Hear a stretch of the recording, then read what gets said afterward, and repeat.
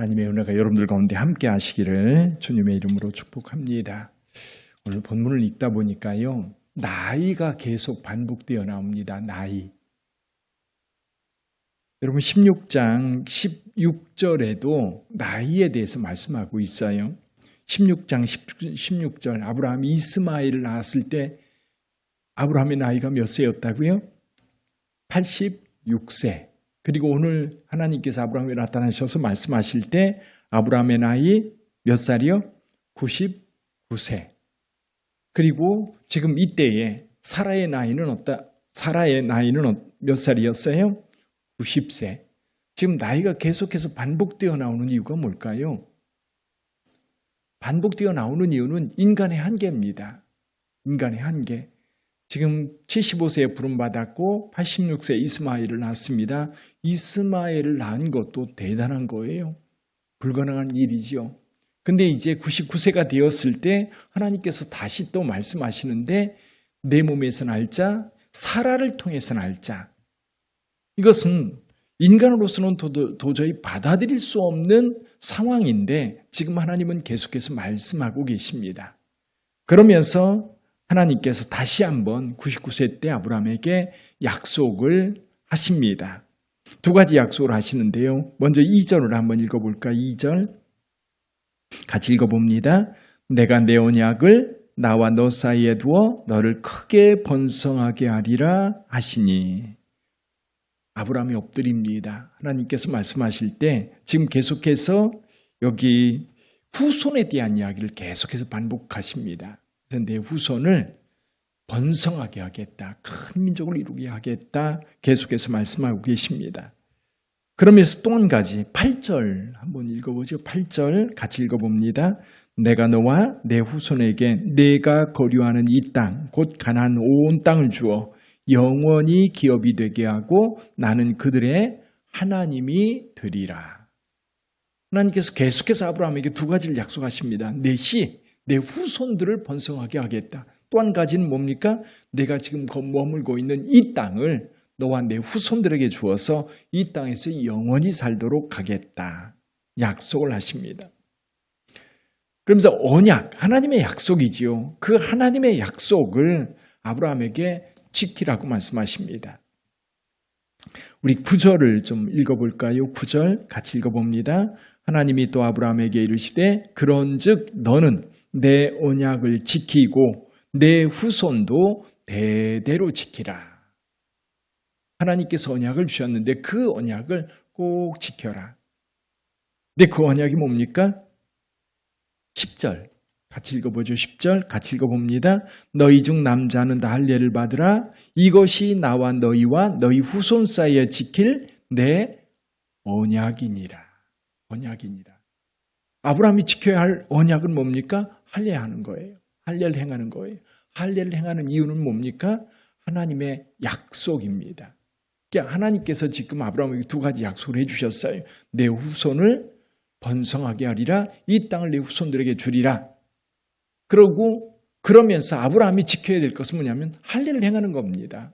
할례를 행해서 하나님께서 나를 택하여 주셨고 하나님께서 우리에게 약속해 주신 대상이라고 하는 것을 밝히는 거지요. 그래서 유대인들은 할례를 행하면서 우리는 하나님의 택함 받은 백성이다. 하나님의 택함 받은 백성이라고 하는 것을 분명하게 그들이 육체의 할례를 통해서 그들은 대대로 그 믿음을 오늘날까지 지켜오고 있는 겁니다. 자, 아브라함 때에 할례를 행하기 시작해서 오늘까지 4,000년 가까이 계속해서 그 할례를 행하고 있습니다. 근데 여기에 할례를 행할 때에 특이한 것이 뭐냐면 아브라함과 아브라함의 자손들만 할례를 행하라 말씀하시지 않아요. 아브라함 집안에 있는 모든 남자들, 돈으로 산 자든지 그 집안에서 태어난 자들이든지 생각해 보세요. 이 롯이 사로잡혀 갔을 때에 전쟁에 참여했던 318명.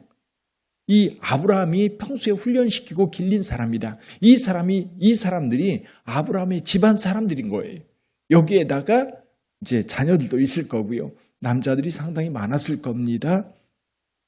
이 사람들 모두가 호피를 베어 할례를 행하라 말씀하십니다. 이 부분, 이게 뭘 의미하는 걸까요? 그래서 저는 이런 생각이 들어요. 아브라함과 함께하는, 아브라함의 씨는 아니지만 아브라함과 함께하는 한 아브라함의 복을 그 가족들, 그 안에 있는 사람들은 다 누리는 거예요. 그래서 이스라엘 민족이라고 하면 이스라엘 민족에 대한 이스라엘 민족을 하나님께서 다 지켜주시는데요. 그 유월절을 행할 때에도 이방인들이 유대 땅에 와서 살면 그들도 유월절을 지키라고 말씀하세요. 자, 그래서 우리가 유아세례라고 하는 것을 이야기할 때도 이것이 적용이 됩니다. 유아세례. 어린아이가 무슨 자기 스스로의 신앙 고백을 할 수 있겠습니까? 근데 우리 믿음의 공동체 안에 있다면 그가 스스로 고백을 하든 안 하든 믿음의 공동체 속에 하나님의 택한 백성이 되는 겁니다. 그가 다 커서 고백할 때까지는 하나님의 백성이 아닌 게 아니라 태어날 때부터 자기 의지가 없어도 그런 믿음의 가정 안에 있기 때문에 그런 택한 백성이고 하나님의 자녀인 겁니다. 자, 여기 종으로 산 자들까지 다 할례를 행하라고 하는 이유는 그들 모두가 아브라함과 똑같은 믿음을 가지고 있었을까요? 그렇지 않을 겁니다. 아브라함이 믿는, 아브라함이 경험하는 그 하나님, 물론 아브라함을 통해서 듣기는 하겠지만 그 하나님에 대한 분명한 믿음은 있는지 없는지 우리는 확인하기 어려워요. 근데 그들 분명한 것은 아브라함이 그 믿음을 따라갈 때 아브라함과 함께 했다는 겁니다. 아브라함이 하나님의 부름을 따르고 하나님께서 약속할 때에 하나님이 그것을 따라 행하면 여기 모든 남자들이 포피를 베면서 할례를 행했던 것, 순종한 자들은 그 범위 안에 있는 거예요. 만약에 그 가운데에도 저는 싫어요 라고 하는 사람이 있었을지 모르겠습니다. 그러나 그들은 제외될지 모르지만 할례를 받았다면 아브라함을 통해서 하나님께서 주시는 그 복을 이 아브라함 집안에 있는 모든 남자들은, 모든 가족들은 누리고 있을 거예요. 그래서 저와 여러분들 때문에, 여러분의 가족들이, 저와 여러분들 때문에 우리가 함께 살고 있는 이 동네가, 이 지역사회가 구원받을 수 있어야 돼요. 그래서 같이 택한 백성으로 하나님 앞에 세워지는 역사가 있으면 좋겠어요. 또 한 가지 하나님께서 이름을 바꿔주세요. 아브라함을 아브람이라고 하는 이름을 아브라함. 이게 비슷한데 여기 아브라함의 의미는 뭡니까? 많은 무리의 아버지다. 많은 무리의 아버지다. 사례를 사라라 바꾸라 합니다. 여주인이라고 하는 뜻이죠. 이렇게 이름을 바꾸어주는 이유는 하나님께서 그들을 새롭게 하시고 하나님께서 그들을 통해서 이루실 새로운 일들이 이제 시작되고 있다고 하는 것을 분명하게 이야기합니다. 그러면서 사라를 통해서 낳을 아들의 이름까지 아예 지어주셔요. 이삭이라 이름 짓게 합니다. 이삭의 뜻이 뭐예요? 웃음이라고 하는 뜻이거든요. 웃음. 이 아브라함과 이 사라는 그동안 웃음이 없었어요. 아이가 없었고 그리고 이제 이스마엘을 통해서 그냥 상속자로 삼으려고 했는데 하나님께서는 아니다. 사라를 통해서 낳는 아기가 내 후손이 될 거고 내 언약의 대성이 될 것이다. 이스마엘은 이스마엘대로 복을 주어서 큰 민족을 이루게 할 거고 12두령을 낳아서 큰 민족을 이루게 할 거다. 그러나 나는 이삭을 통해서 이 언약을 계속 이어나갈 거라고 분명하게 말씀하십니다. 그래서 사라가 이삭을 낳았을 때에 웃었다. 누가 나로 하여금 웃게 할 수 있겠는가? 그래서 이삭을 이삭이라고 이름을 지었던 겁니다.